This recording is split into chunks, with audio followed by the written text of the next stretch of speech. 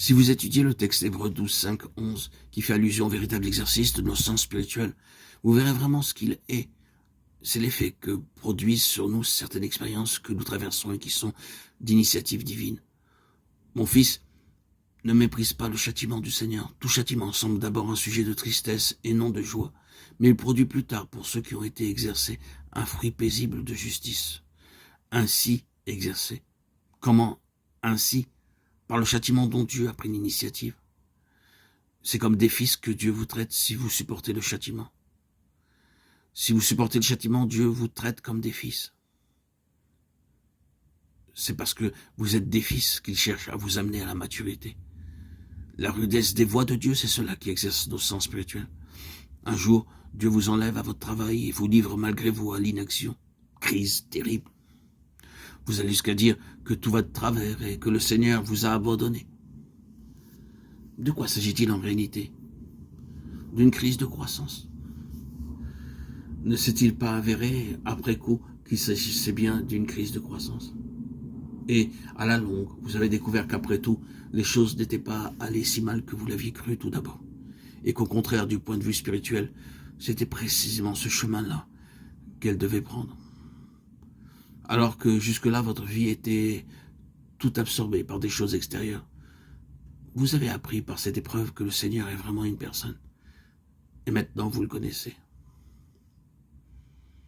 Dans la prison de votre inaction, il s'est révélé à vous intérieurement. Et l'état spirituel auquel vous êtes maintenant parvenu est une telle force pour vous que vous dominez sans peine les situations dont le contrôle naguère vous échappait. Dieu a accepté pour un temps de n'être pas compris. Mais pendant tout ce temps-là, il travaillait à développer vos ressources spirituelles et vous ouvrait le chemin de la vraie fécondité.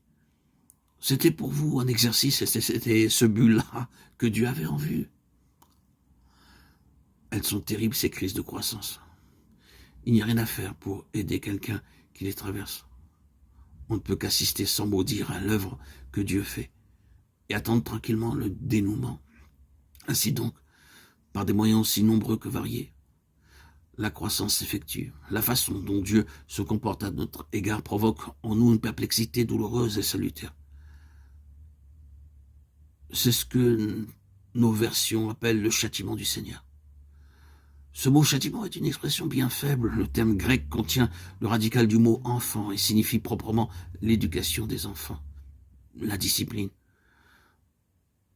Vous avez la même pensée dans le mot disciple. Un disciple est un homme qui entre en relation régulière avec quelqu'un en vue d'apprendre quelque chose. Le Seigneur choisit ses disciples pour les avoir avec lui, dans le but de leur enseigner quelque chose. Or, la discipline est inséparable de l'étude. Que de choses n'apprenons-nous pas par la souffrance? Le Seigneur Jésus lui-même, dans ce sens-là, a atteint son complet développement par le même chemin.